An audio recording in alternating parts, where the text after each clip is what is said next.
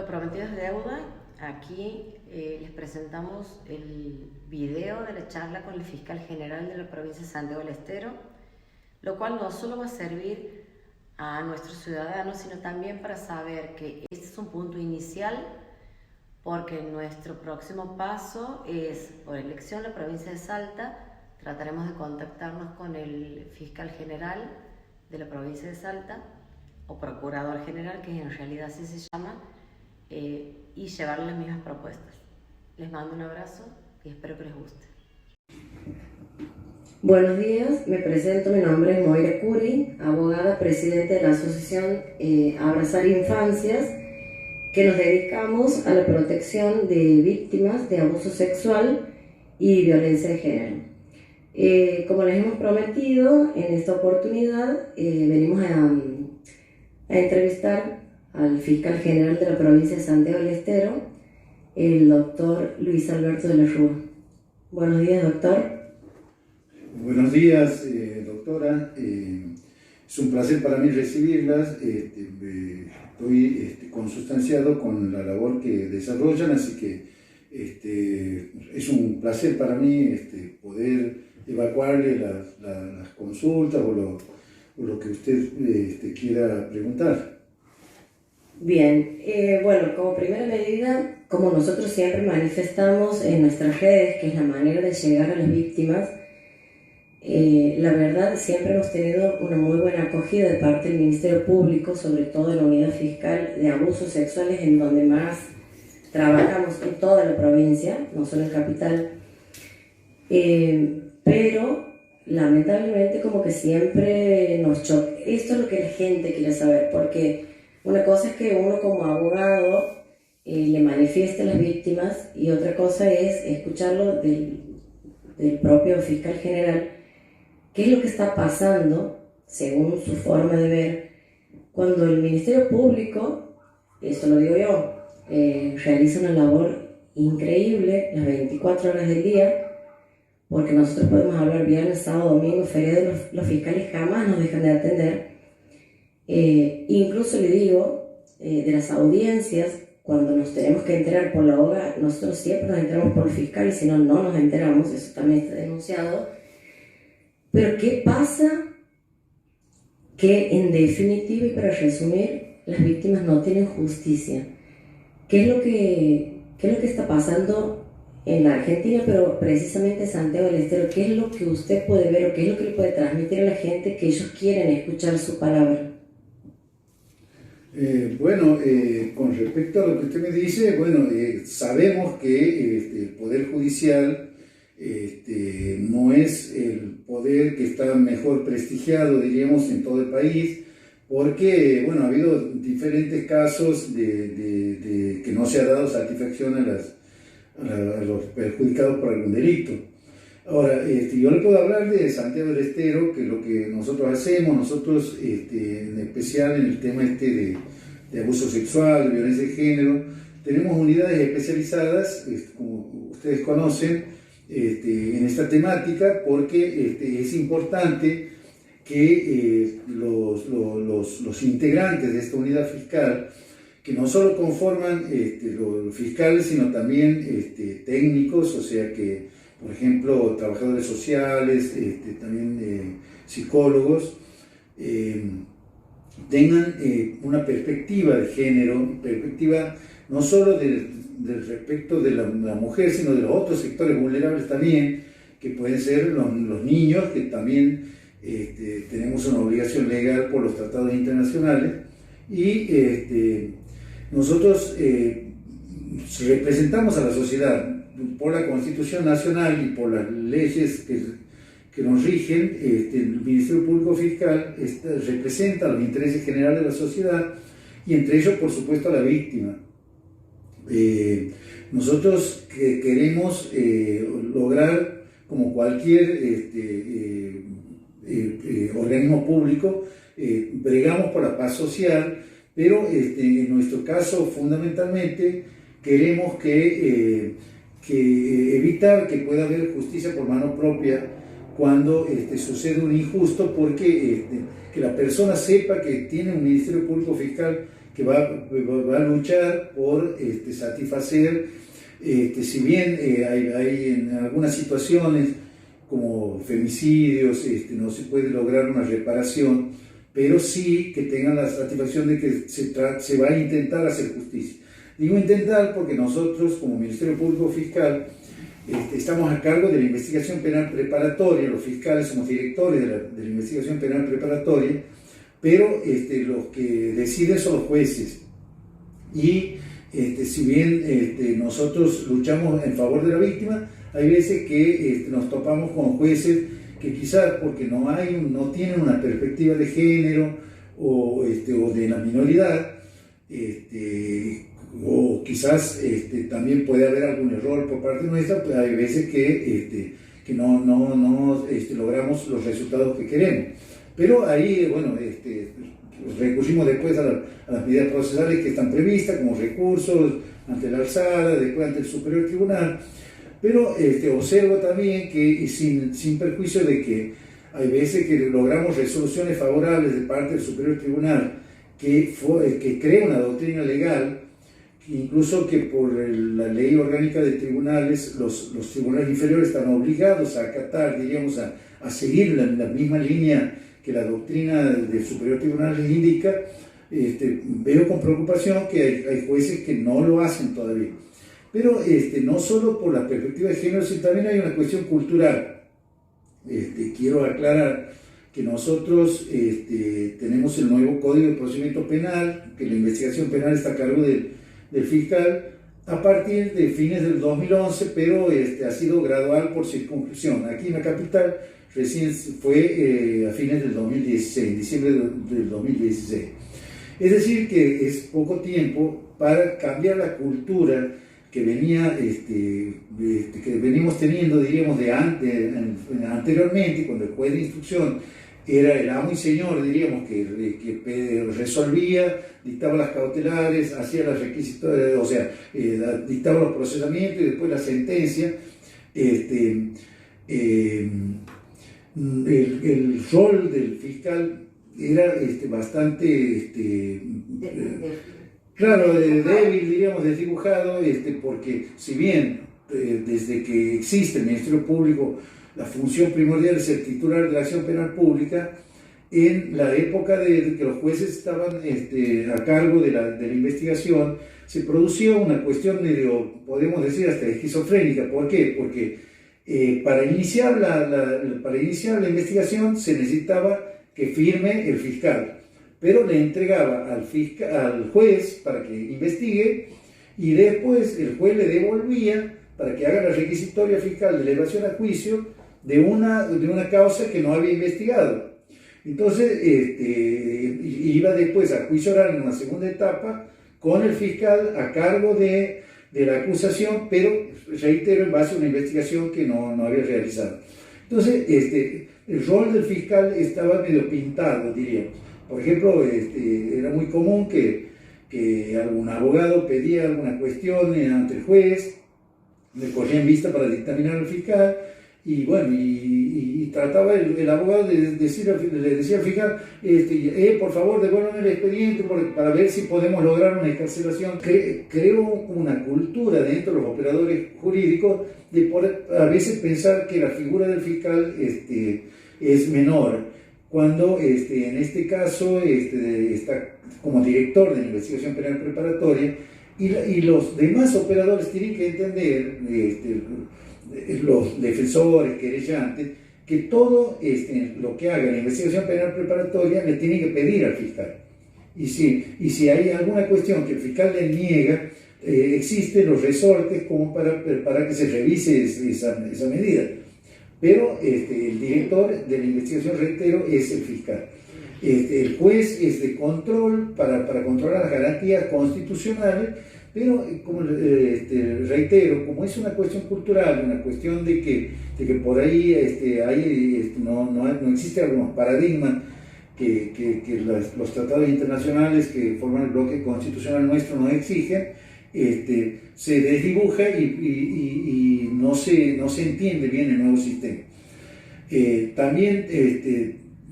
También quiero decir que puede deberse también a una cuestión normativa. ¿Por qué? Porque nosotros tenemos un código de procedimiento penal creado por ley 6941 de la provincia, que es muy parecido, similar al de la provincia de Buenos Aires. Implementa el sistema acusatorio, pero no el adversarial puro, diríamos, que nosotros lo hemos ayornado con el Superior Tribunal, porque una ley de transición nos autorizaba a tomar las medidas necesarias para la implementación. En eso dictamos unos reglamentos que hacen a la oralidad. Entonces, ahora, aplicando esos reglamentos, se va a una oralidad en todos los casos, que esa es la idea del sistema adversarial. Y hay que entender que todo lo que hacemos los fiscales en la etapa de investigación penal preparatoria es provisorio. Por ejemplo, no hay una declaración a testigos que después va a quedar eso como para que sirva después para la resolución final del juicio. No, son entrevistas que son, y lo demás son evidencias que se van a transformar en pruebas cuando se vaya a juicio oral. Entonces, pero reitero, veo que hay operadores que por ahí desdibujan esta cuestión, ¿no? Doctor, ahora hablando de la prueba, y esto es algo que creo que le interesa a toda la sociedad, sobre todo en el caso de los abusos sexuales. ¿Qué opina usted respecto a la postura de los jueces y sobre todo de la Cámara de Apelaciones, que es criterio unánime, de que las cámaras Gesell se anulan por falta de notificación o deficiencia de notificación al imputado? ¿Usted qué opina respecto de eso?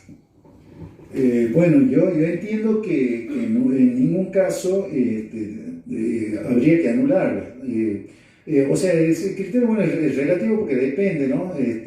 Cuando nosotros iniciamos una investigación y, por ejemplo, se detecta que hay un abuso sexual, pero todavía no se tiene sindicada una persona, o por lo menos no se la tiene imputada, se hace la cámara Gesell del menor, y ahí es imposible notificar a nadie.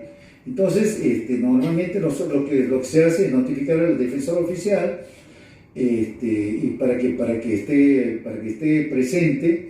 Pero con respecto a la cámara Gesell, pasa lo siguiente, o sea, la cámara Gesell es una testimonial hecha ante los psicólogos porque se trata de menores de edad, pero es una testimonial. Se trata de que no se reproduzca después para evitar la revictimización del niño.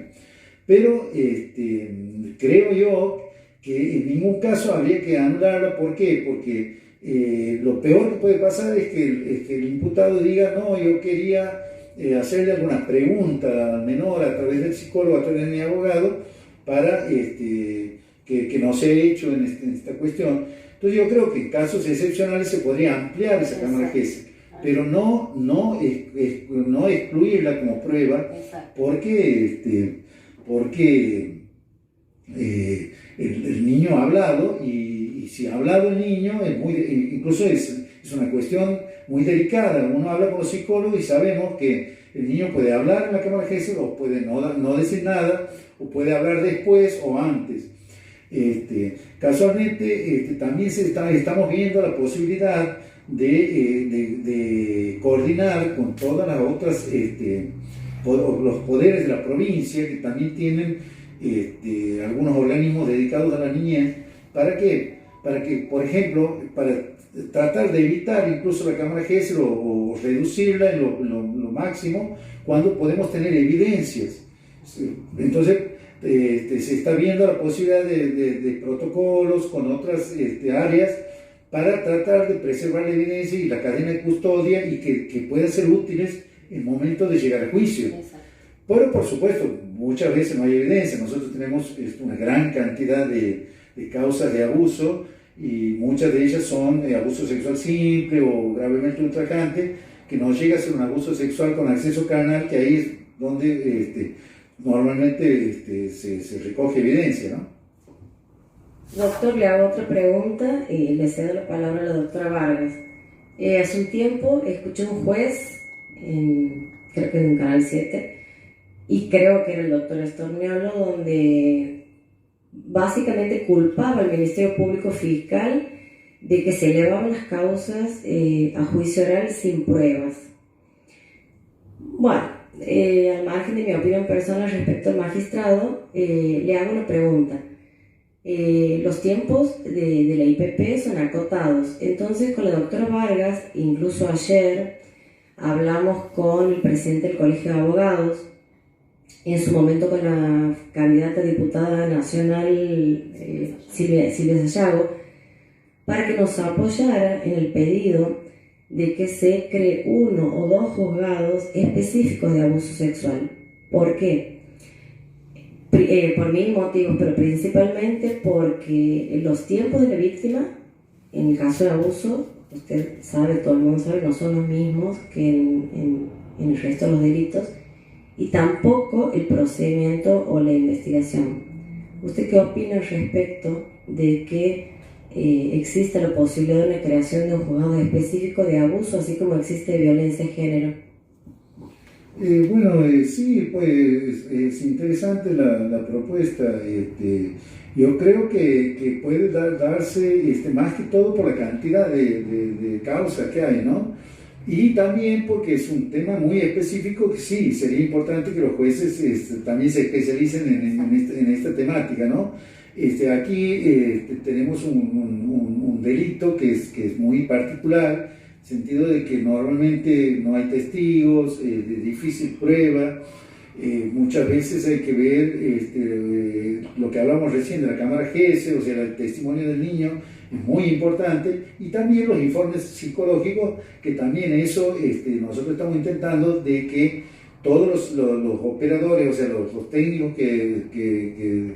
por ejemplo, los psicólogos, los trabajadores sociales estén especializados en la temática, porque es muy importante, van a ser muy importantes los informes de ellos, tanto de la víctima, sobre las víctimas, como sobre el victimario.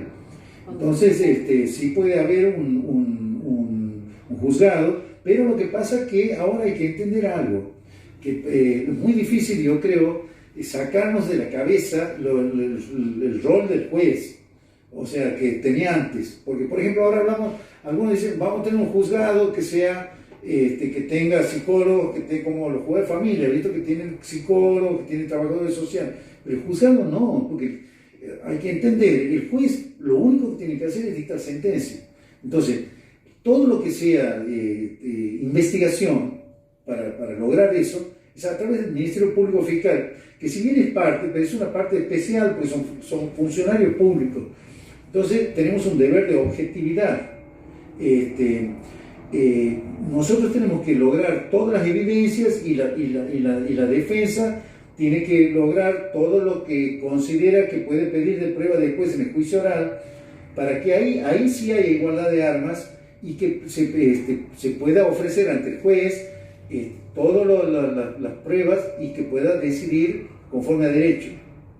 Pero no pensarlo como un juzgado que va a tener, diríamos, psicólogos, ¿me entienden? O sea, el juez, o sea, sería únicamente para decir, por ejemplo, en lugar de tener, o sea, varios jueces que se dediquen a todo, tener jueces específicos que entiendan la problemática especial, claro. Especial y que abunda, o sea, en la Sí, resultaría interesante. El juzgado de género es diferente. Sí. ¿En qué sentido? De que el juzgado de género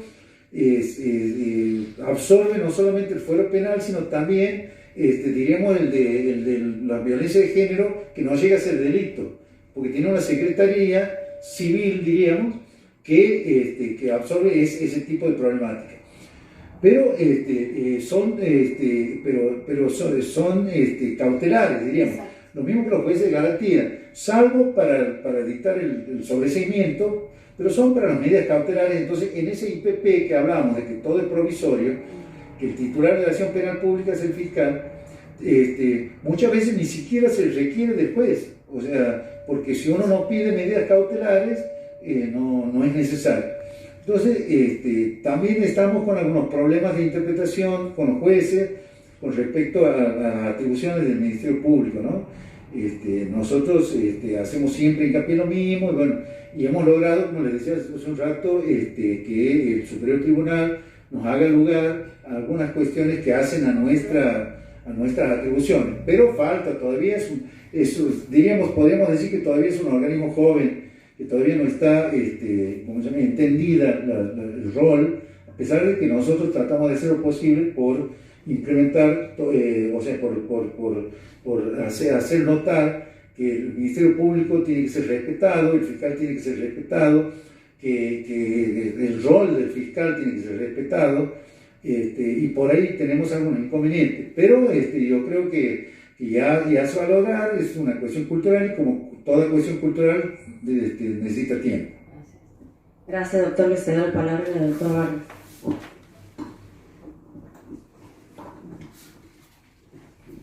Buenas. En primer lugar, agradecerle, doctor. Aprovechar esta ocasión, me presento, soy vicepresidenta de la Asociación Abrazar Infancias, y agradecerle en nombre de nosotros como abogadas de las víctimas el trabajo las 24 horas de todos los miembros del Ministerio Público Fiscal, que la verdad que siempre lo digo, cada oportunidad que tengo, trabajan mucho más de lo que perciben, me parece, porque salen 24 horas, ¿sí? Sinceramente, poniendo muchas veces, me lo he visto de su bolsillo para darles alimento a las víctimas, lo cual es digno de destacar, y aprovecho este medio para decirlo. Doctor, mi pregunta principal es si usted considera que existe morosidad en cuanto a los fallos que tramitan por sistema viejo o por sistema nuevo, si la morosidad tiene que ver con la pandemia o si la morosidad tiene que ver con una cierta protección según quién sea el acusado. Esa es una de las preguntas que me gustaría transmitir.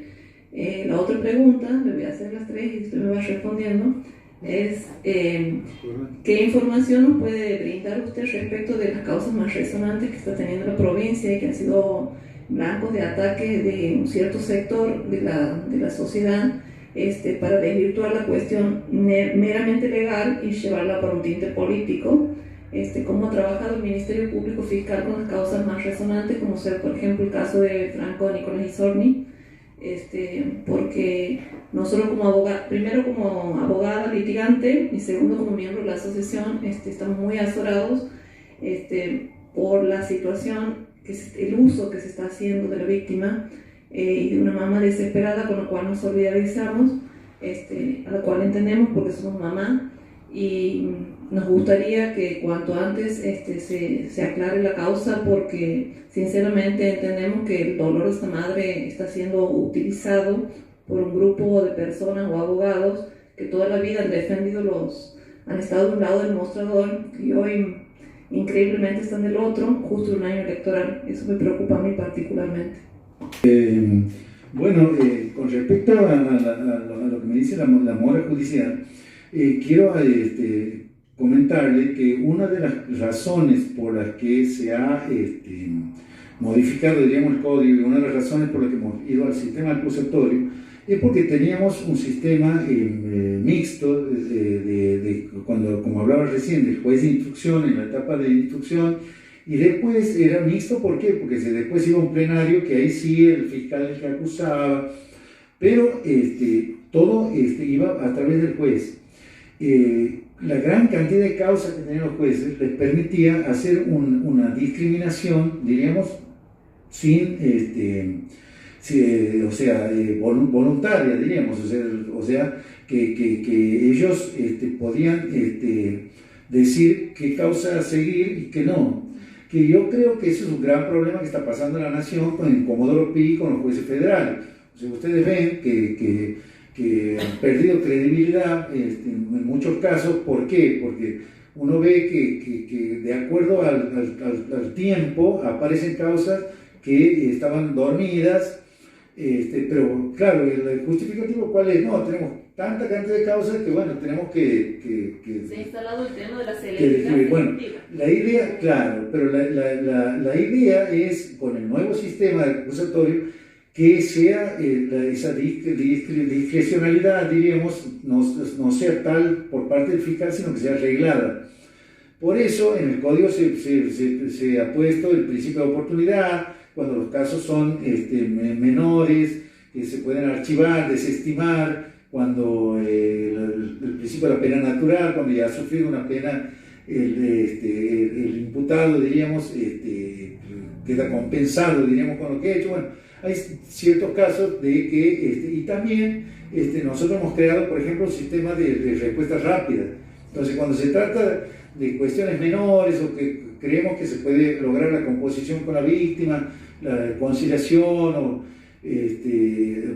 algún método alternativo de resolución de los conflictos, entonces podemos hacerlo. Entonces, eso no implica de que estemos todavía en una etapa primaria, que tenemos que tender a que ahora sea más rápido con el tema de la oralidad también. Hemos logrado acelerar varios procesos y también hemos logrado algunas cuestiones. Por ejemplo, el Instituto del Juicio Abreviado también hace que se terminen más rápido los juicios, pero son cuestiones delicadas que nosotros queremos ver bien, porque una de las indicaciones que le he dado yo a los fiscales siempre es que cuando se trate de juicio abreviado siempre hablen con la víctima para que no parezca como que hay algún acuerdo espurio o algún acuerdo de espaldas, diríamos, a los intereses de la víctima. Eso es importante, doctor, que recalque de que en el caso de los juicios abreviados la orden es de que se hable con las víctimas, porque los reclamos es de que por ahí no se habla con las víctimas. Está bueno que usted lo diga. No, sí, los fiscales normalmente hablan con la víctima. Lo que pasa es que también hay situaciones en que, si bien nosotros representamos la sociedad y entre ellas la víctima, hay veces que hay víctimas que, bueno, que por ahí no quedan satisfechas, no solo con el tema del juicio abreviado, sino con pedir cosas o querer exigirle a los fiscales cuestiones más allá de lo que es sus atribuciones, más allá de sus facultades. Entonces por ahí puede haber un roce.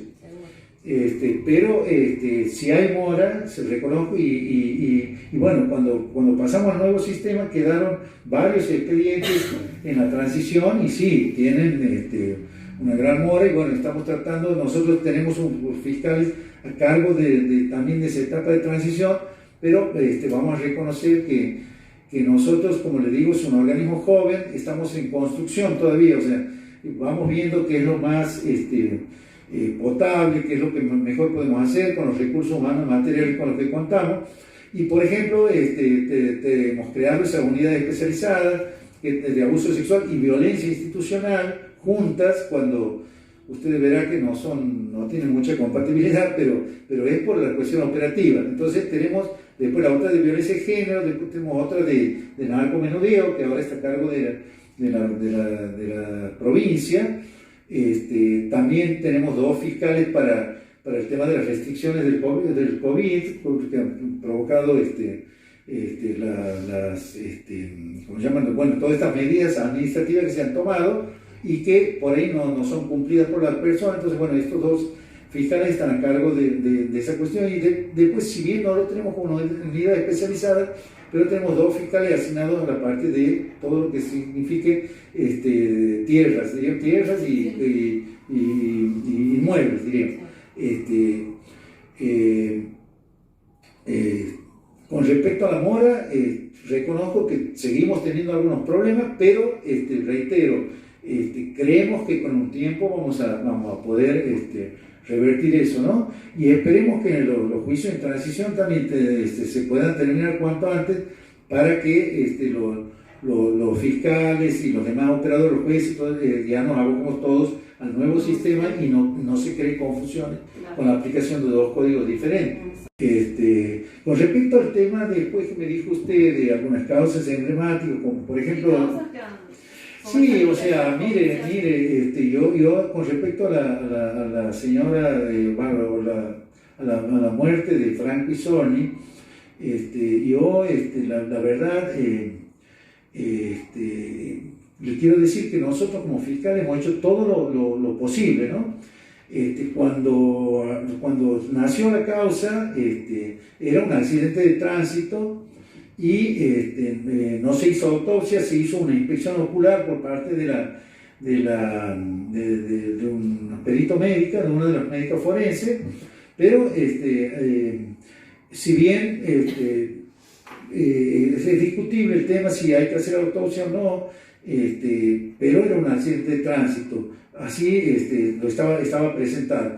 Después, ante la denuncia de la señora Isorni, nosotros tomamos la investigación como ya tomando como una información sumaria teniente a acreditar las causas de la muerte. En eso, una de las cuestiones era de que podía estar involucrado efectivo de la policía de la provincia, hicimos intervenir a Gendarmería Nacional. Ahí se hizo la reconstrucción, hubo unos testigos, se tomaron los testimonios. Doctor, ¿ellos Sí. tuvieron posibilidad de tener perito de parte? Bueno, les sigo comentando. Sí.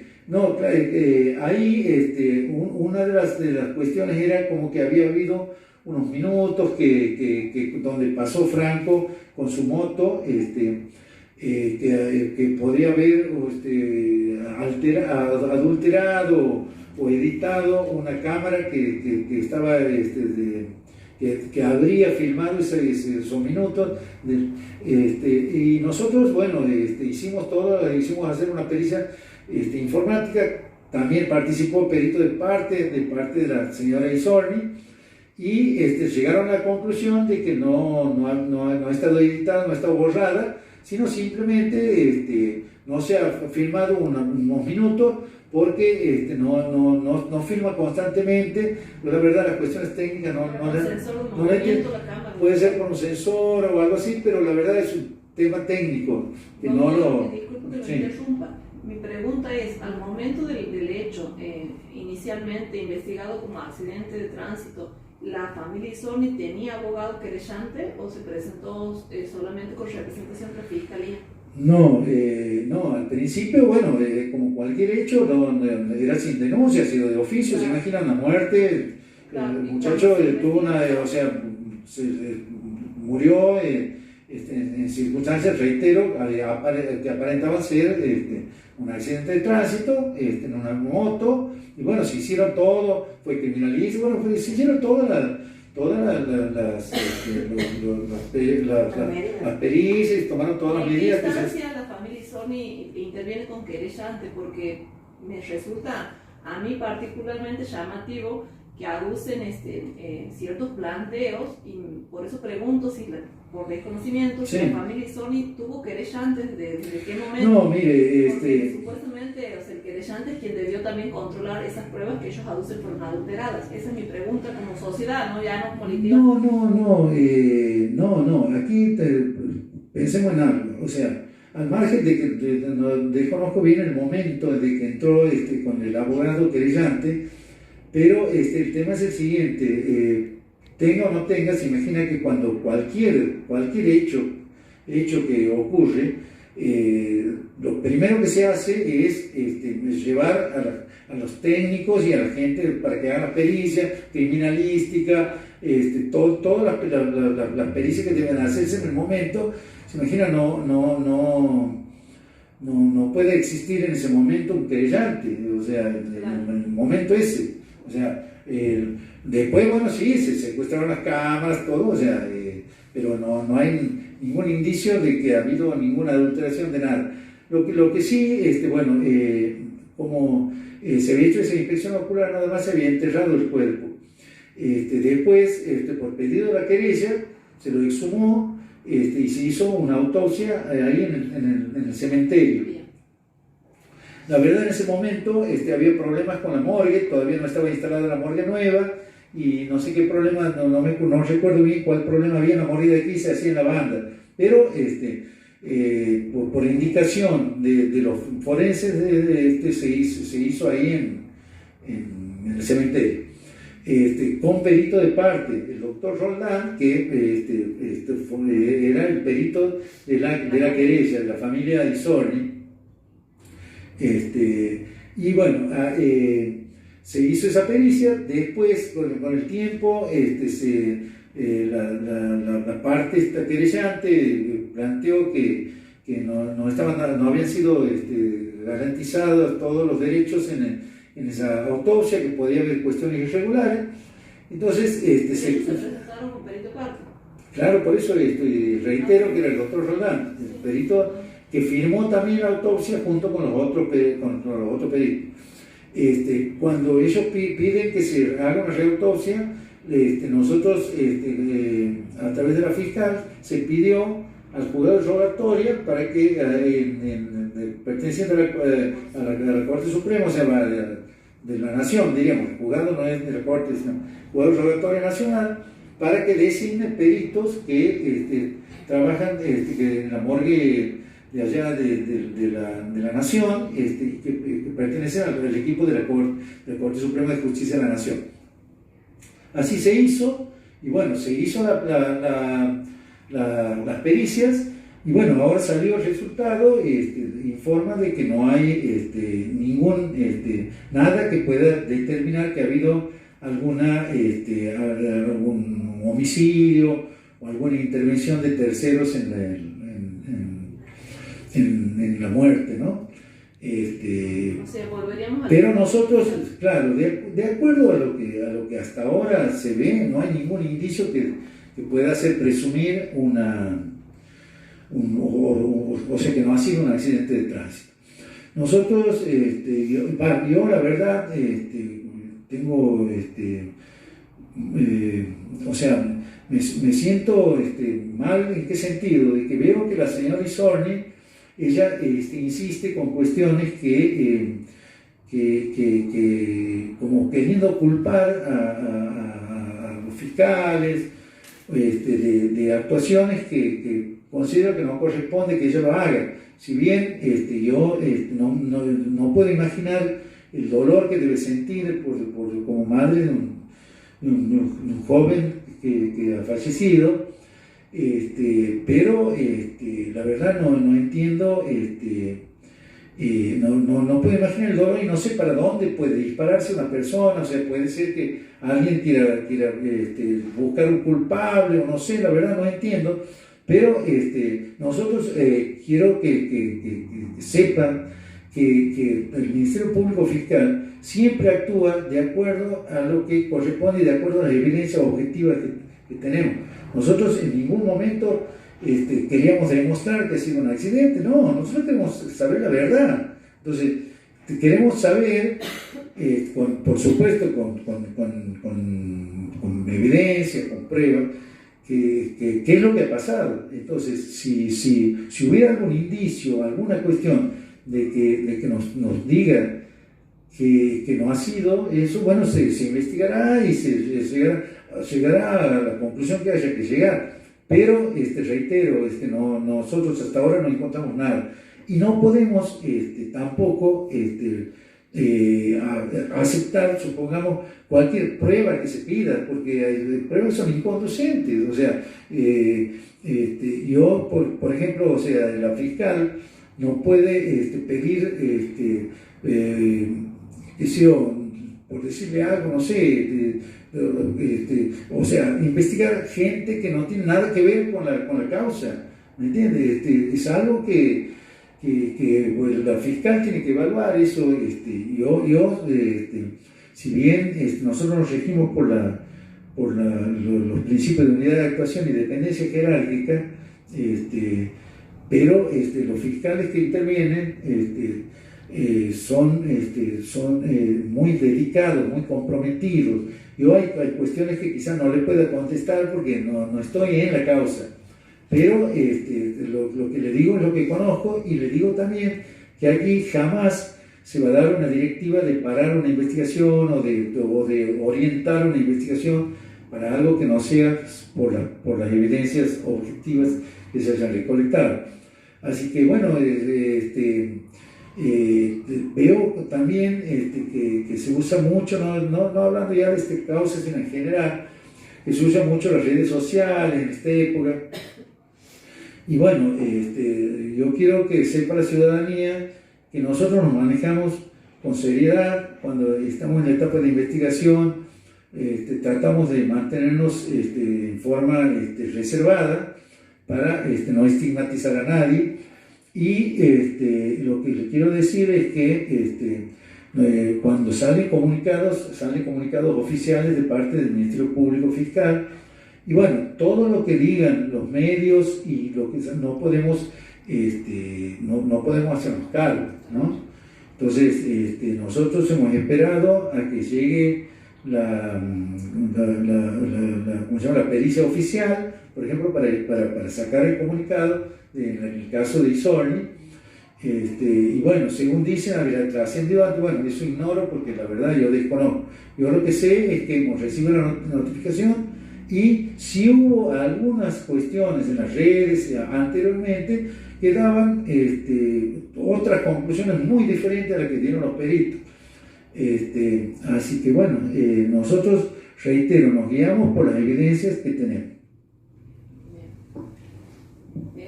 Doctor, bueno, este caso de Franco Isorni es un caso que está instalado, entonces yo a modo de cierre, porque nosotros nos han pedido especialmente que hagamos hincapié y preguntemos aprovechando esta oportunidad. Entonces, para cerrar, tuvieron perito de parte y tuvieron querellantes, entonces no podemos aducir que solamente la Fiscalía sería culpable de las supuestas o presuntas omisiones o irregularidades en la causa, porque también tenían querellante y perito de parte. Eso es importante que lo deje bien en claro, porque también la confusión en las redes sociales, que si bien no es algo oficial, pero la ciudadanía seguía mucho, es porque solamente pareciera que la investigación y todo lo demás lo ha llevado solamente la Fiscalía, y sería importante que ustedes dejen claro que también cuentan con abogados querellantes y han contado con peritos no solo locales, sino peritos, tengo entendido que de Buenos Aires. Eso lo quiero consultar, si es así.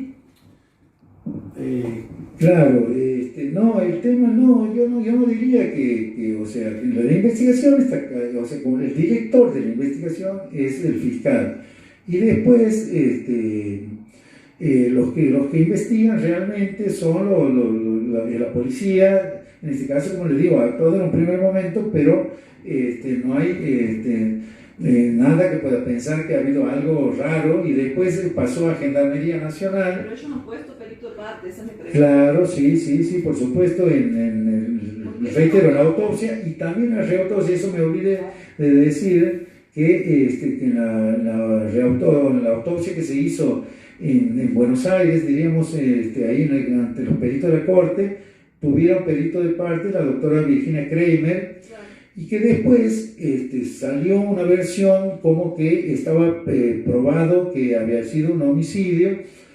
No sé si apareció en las redes, no sé de quién sacó eso, pero entonces ahí sí sacamos un comunicado nosotros diciendo que hasta que no haya un comunicado de la Corte, no íbamos a hacer ninguna apreciación sobre eso. Pero sí, reitero que por ahí uno no lo ve bien que los fiscales estén expuestos a tanta agresión por parte de algunos, y bueno, sí, yo no lo veo bien, pero no voy a hablar sobre eso. Reconozco que nosotros tenemos una función, que tenemos que estar al lado de la sociedad, al lado de la víctima, pero y estamos expuestos a muchas cosas, pero sí, por ahí duele que gente honorable reciba cualquier vituperio, cualquier agresión. Por eso yo les pido prudencia en el sentido de que los fiscales están muy expuestos y puede dar lugar a que alguna persona por ahí pueda querer hacer algo pensando que han actuado mal y sí me preocupa esa situación. Así que claro, sobre todo por la influencia mediática sin pruebas, porque distinto sería, porque le cuento, doctor de la Rúa, que yo sí uso las redes para defenderme, en el caso particular el de mi hija, porque no tengo respuesta de los jueces, pero no es que yo salgo a hablar e inventar, yo salgo con pruebas en la mano. Eso es diferente que lo que ha sucedido en el caso que plantea la doctora Vargas. Aquí se ha hablado, se han planteado 20.000 hipótesis, millones de cosas, sin pruebas. Sí, por eso a mí me resultaba importante que el Ministerio Público no, manifiesten que han Claro. tenido peritos No, para pero nosotros, macho, yo quiero hacer hincapié en esto, que nosotros, o sea, no somos los dueños de la verdad. Nosotros, cuando sucede un hecho, ¿qué hacemos? Empezamos a investigar. Bueno, tenemos la colaboración de la policía, tenemos la colaboración de los médicos, tenemos la colaboración de trabajadores sociales, de psicólogos. Claro, y también las partes, o sea, que tienen su injerencia dentro del proceso. Ahora, que si un médico, por ejemplo, hace una autopsia mal hecha, o un ingeniero hace una pericia mal hecha, bueno, eso tendrá que ser impugnado. No, pero aquí lo que tienen que ver, aparte, que también los fiscales están colapsados, o sea, aquí, reitero, es una cuestión cultural, a mi modo de ver, de creer que siempre tiene que estar a disposición. Entonces nosotros, con el Colegio de Abogados, con las autoridades anteriores, hicimos un cronograma para recibir a los abogados, a las víctimas, un determinado día a la semana, para dar, si es necesario, copia de legajos, pero también hay que entender otra cosa. Cuando el fiscal está en la investigación, todavía no se pueden dar palabras, o sea, no se puede saber si ya tenemos resuelto el caso o no. Entonces hay etapas que necesita que no, o sea, una reserva total. El código lo autoriza, y que por ahí hay veces que tenemos presiones, pero nosotros, o sea, que queremos que se quede tranquila la ciudadanía, que en lo que a mí respecta y lo que haga a las instrucciones que le damos a los fiscales, nosotros tratamos de ser lo más objetivo posible, garantizar los derechos tanto de las víctimas como de los victimarios o de los imputados, tratar de resolver las cuestiones en los plazos de ley. Reconozco que es difícil porque, reitero, estamos colapsados, hay muchos abusos sexuales, mucha violencia de género, también hay hurtos, robos, homicidios. Bueno, tenemos una gran cantidad de delitos que investigar, pero lo que quiero que sepa la ciudadanía, que nosotros tenemos el compromiso y tenemos la predisposición para estar siempre al lado de las víctimas, pero también en las víctimas que queremos que confíen en el Ministerio Público Fiscal, que no hagan justicia por mano propia y que tampoco pretendan cuestiones que no son, o que quieran involucrar por ahí a personas que no tienen nada que ver con el asunto, o por lo menos hasta ahora no está acreditado de que están. Doctor, con relación al ataque en las redes, quería saber si las autoridades anteriores o las autoridades actuales del Colegio de Abogados, porque ustedes, si bien son funcionarios públicos, tanto usted como los fiscales que intervienen en las distintas unidades de la Fiscalía, queríamos saber si han recibido algún respaldo, no como funcionarios, sino como matriculados entre los ataques, porque muchos de los ataques han sido con fotos, con nombre y apellido, y entendemos que detrás de cada funcionario hay un matriculado, y detrás de cada matriculado hay una familia que padece estos ataques en las redes denostados. Queríamos saber cuál ha sido la postura del Colegio de Abogados en relación al Tribunal de Ética y Disciplina, o en relación a un cierto respaldo hacia quienes han sido blancos de estos ataques. Por ahora no desconozco. Bueno, tenemos un consejo directivo nuevo en el Colegio de Abogados, un tribunal de disciplina también nuevo. El día de mañana voy a tener una audiencia con el presidente del Colegio de Abogados, con el doctor Luis Miguel. No sé con quién, yo les dije que sí, que podían venir todos, o sea, no hay ningún problema. Para mí sería una gran cosa poder conversar con ellos. Ahora, con respecto a lo que usted me dice, nosotros vamos a hacer las denuncias pertinentes al Tribunal de Ética, aunque la verdad por ahí me causa bueno, me río, ¿por qué me río? Porque ha sido suficiente una vez que he dicho que iba a evaluar la posibilidad de denunciar a un abogado y me han denunciado me han hecho denuncia por juicio político en la Cámara de Diputados.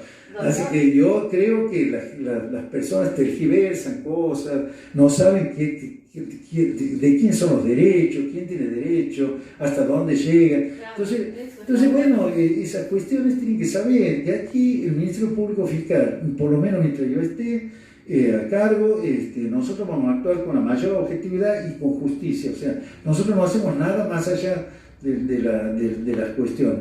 Y de última, si existe un juez de garantía que por ahí nos puede dictar alguna medida que podemos estarnos de acuerdo, plantearemos los recursos, pero siempre, reitero, al lado de la sociedad.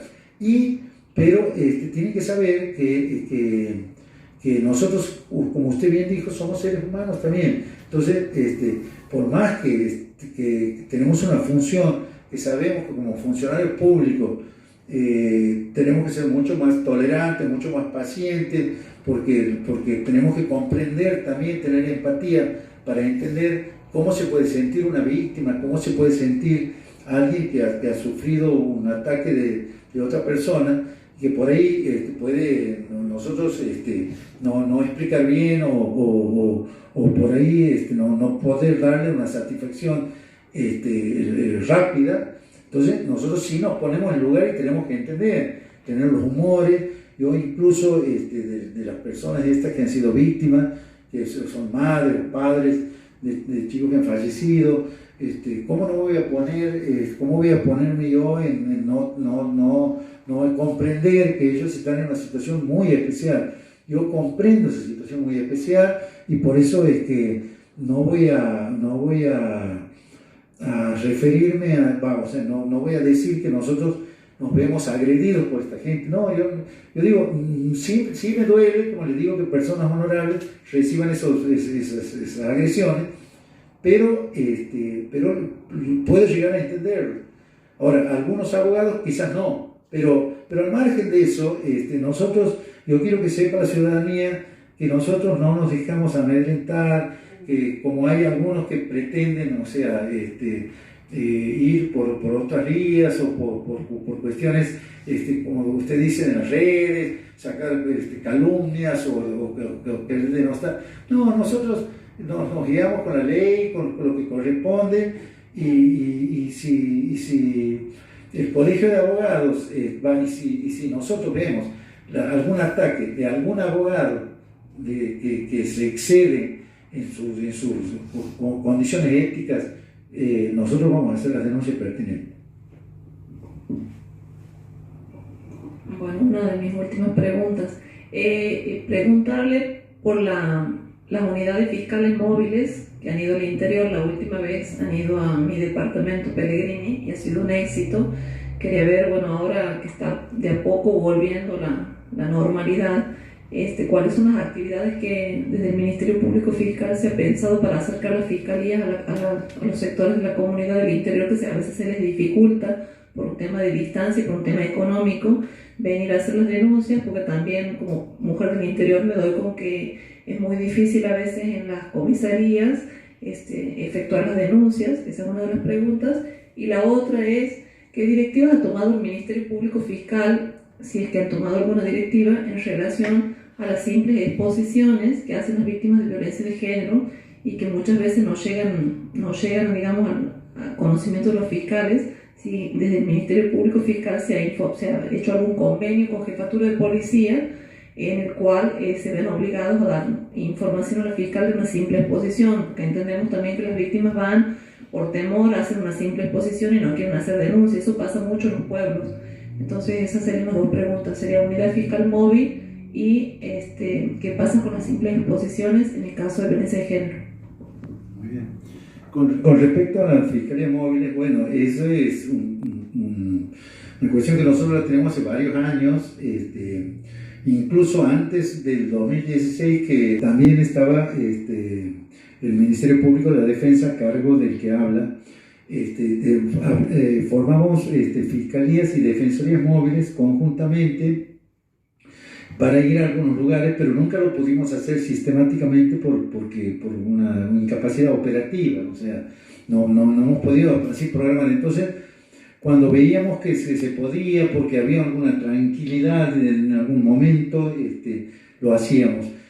La última, como usted bien dijo, fue en Nueva Esperanza. Ahora estamos queriendo hacer en algún barrio de aquí de la capital, así medio alejado, pero es muy importante lo que usted dice, el llegar con la justicia a las personas, o sea, que las personas puedan hacer denuncias, más que todo cuando están alejados de los centros judiciales. Bueno, hay muchos proyectos que tenemos que cuando se logre la conectividad en toda la provincia, así del tema informático, la idea es poner funcionarios de la Fiscalía también en el interior, en esos lugares, en lugares así, como para que sea el nexo con nosotros, pero por ahí tenemos un problema de conectividad. Lo que sí también estamos pensando es poner una unidad móvil, o sea, de Fiscalía móvil permanente, o sea, que sería un vehículo así... como ANSES sería como similar a lo claro, que tenga claro, un vehículo más o menos que podamos poner computadoras y todo, o sea, cuestiones tecnológicas, y que para ahí sí, ya, que sea específica para eso. Entonces ahí sí ya se haría un organigrama, un diagrama, perdón, de las visitas, a dónde se iría, que han tenido mucha respuesta, ¿no? La gente, incluso gente que no se animaba a hacer denuncias, todo se logró hacer. Incluso la idea es que, por ejemplo, si hay un local escolar, una escuela, que el fiscal o algún funcionario hable con los docentes para formarlos en los indicadores que deben advertir ellos cuando ven un niño que puede haber sido abusado o sido víctima de violencia. Bueno, todas estas cuestiones siempre lo hemos hecho, y sí, invitamos también al Ministerio Público de la Defensa, ahora que está a cargo del doctor Viló, pero también lo invitamos cuando hacemos estos encuentros, ¿no? Pero la idea esa es, vamos a ver si podemos conseguir una unidad móvil y pues, recursos humanos y material. Bueno, eso siempre es lo que chocamos. Ahora, con respecto al otro tema de las exposiciones, bueno, eso hace mucho tiempo que nosotros le indicamos a la policía, porque, o sea, la policía actúa como, o sea, la policía depende del Ejecutivo, pero actúa como prevención y seguridad, que ahí, cuando actúa así, depende del Ejecutivo, pero cuando actúa como auxiliar de la justicia, depende de nosotros. Entonces, los fiscales, le hemos dado una indicación a la policía de que no debe recibir exposiciones policiales, sino que tiene que hacer denuncias, porque hay alguna queja por ahí en alguna comisaría de que alguna mujer o alguna víctima ha ido a hacer una denuncia y le han dicho, no, mirá, que no, bueno, la indicación es que aquí lo que quiera presentar, tanto en la policía o aquí en el Ministerio Público, tanto que presente un escrito, sea o no sea delito, sea lo que sea, lo tomen y después se verá. Si no es delito, se lo archivará, pero que se reciba. Aquí no se deja de recibir a nadie. Entonces, y con respecto a las exposiciones, le hemos dicho a la policía que si es por voluntad de la mujer que dice, yo quiero dejar la exposición policial, tenemos que saber que la exposición policial carece de utilidad en un proceso, porque es una declaración unilateral de una persona. Doctor, hay una causa que a mí particularmente me inquieta, que tramita por sistema viejo y que está siendo objeto del Observatorio de Víctimas de Derechos Humanos, que es el caso en el cual soy querellante de Ana Paula Curi.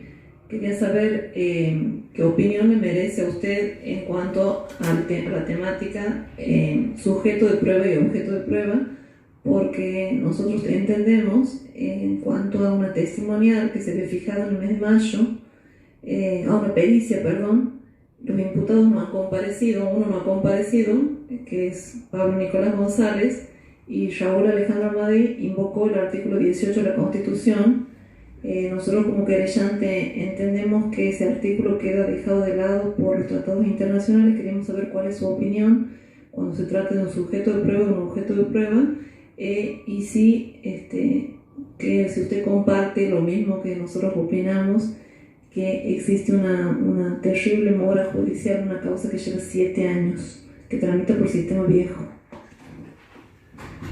Bueno, mire, yo como fiscal general no le puedo hacer apreciaciones sobre una causa particular. Yo con el tema Isorni, que me dijo que era una causa emblemática, aquí también evidentemente es otra causa emblemática, yo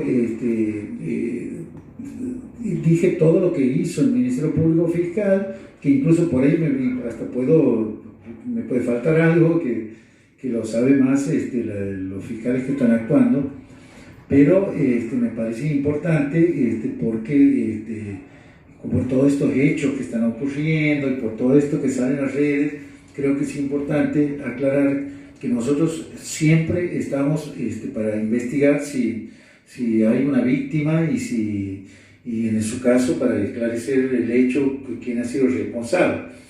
Entonces me ha parecido importante hacer mención a que, bueno, ahora salió ese fallo, el informe pericial de los peritos de la Corte, que bueno, que dan como que no ha habido ninguna, que no habría sido por la consecuencia, digamos, la muerte por acción de algún tercero. Pero con respecto a lo que me dice, bueno, aquí está la mamá de la... Sí, por eso hablo la verdad, aquí de mora, por supuesto que si hay 7 años, seguro que hay mora.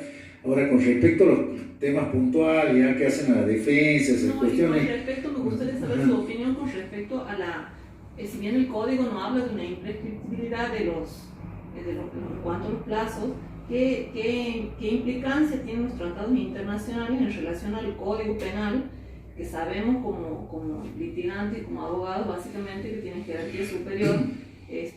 Por eso nos llama mucho la atención que los imputados invoquen un artículo de la Constitución cuando sabemos que... Pero disculpe, ¿por qué imprescriptibilidad? O sea, ¿qué tiene que ver la prescriptibilidad? No, ese es uno de los puntos, ese es uno de los puntos que entonces quiero que me aclare. nosotros como asociación estamos haciendo también, estamos tratando de hacer una campaña respecto de que si bien el código no habla de una imprescriptibilidad, sí habla de los tratados internacionales. Y con relación a la causa esta puntual... ¿En qué caso? ¿De abuso? De abuso. Ah. Sí, pero ahí sí hay ya una ley, ¿no? Porque después de la... Sí, pero los jueces se agarran del código, doctor. Nosotros nos damos... No, pero sí está, sí, ahora no, pero ahora ya se entiende que el menor, o sea, que si ha habido una denuncia de su tutor, digamos, de su padre, madre, cuando era menor de edad, después puede ratificarla cuando es mayor de edad, o sea que ahí va a empezar a correr la prescripción reciente. Pero también cuando hay varios casos que se decide a denunciar siendo mayor de edad. Claro. Entonces, yo creo que se ha entendido, y por eso es una cuestión de política criminal, porque hay una ley al respecto, de que la persona no puede, no se le puede poner un plazo para hacer esa denuncia. Exacto. Porque tiene que estar preparada psicológicamente para hacerlo, quizás. Entonces, se le permite hacer... Cuando el abuso es intrafamiliar, difícilmente quien está obligado a denunciarlo va a hacer porque es el propio abusador. Claro, también hay una serie de cuestiones. Sí, pero no está prescrito. Que siempre se debe estar a favor del niño. Nosotros entendemos, no sé, queremos saber su opinión. Si usted entiende, si el artículo 18 de la Constitución quedaría, no digo de lado, frente a los tratados internacionales, y se debe prevalecer los derechos de la víctima. Pero el artículo 18 habla usted por no declarar contra uno mismo. Claro. No, por supuesto, no. Aquí hay que entender, o sea, si usted me habla del tema de la prueba, todo eso, hay que entender, o sea, aquí hay cuestiones que es sujeto de prueba o objeto de prueba, eso es lo que me decía. No, por ejemplo, si usted tiene una cicatriz, por decirle, que ha peleado con alguien, eso es objeto de prueba, o sea, no puede ser con él ponerse un guante y decir, no, yo no voy a... La cicatriz a la que usted refiere puede ser física o puede ser psicológica. Puede ser psicológica, por supuesto. No, pero someterse a una pericia, hay que entender algo. La pericia no es para hablar del hecho. Entonces, como no es para hablar del hecho, mal puede autoincriminarse a alguien. Claro. Entonces, la pericia psicológica es para ver el estado psíquico de la persona, ¿vale? Y sus inclinaciones de vida, de conducta. Yo entiendo que no se puede negar. Ahora, sí, como hablamos de cuestiones psicológicas, necesita hablar o si le hacen hacer un test, tiene que hacer un dibujo o escribir. Eso no lo pueden obligar a que haga. No, para comparecer sí. Usted está obligado a comparecer. Pero a comparecer, por supuesto, por eso digo, tiene que comparecer y tiene que... Ahora, una apreciación mía, yo que entiendo, no hablo del caso puntual, reitero, porque estamos hablando en general, yo entiendo que sí puede ser un indicio de mala justificación. O sea, si yo tengo la posibilidad de ayudar a un proceso, porque nosotros tenemos que entender que todos los operadores, hasta los defensores, tenemos que bregar por el debido proceso. Entonces, porque el proceso llegue a su culminación, sea como tenga que salir, el resultado absolviendo, condenando, pero tiene que terminar. O sea, no se entiende que una de las funciones sea dilatar o entorpecer. Entonces, o sea, yo creo que si una persona se puede abstener de declarar cuando es imputada, puede abstenerse de declarar, pero lo demás, ahora, y si declara, yo entiendo que tiene que decir la verdad, porque también sería un indicio de mala justificación. No sería un perjurio como es en Estados Unidos, por ejemplo, que tienen un delito concreto con respecto a eso. Bien, muchísimas gracias. No, gracias. Bueno, aquí finalizamos la nota. En Abrazar Infancias del Ministerio Público Fiscal de la provincia de Santiago del Estero, muy agradecidas con el doctor de la Rúa y cumpliendo con la sociedad santiagueña, nos despedimos. Un abrazo a todos. Muchísimas gracias.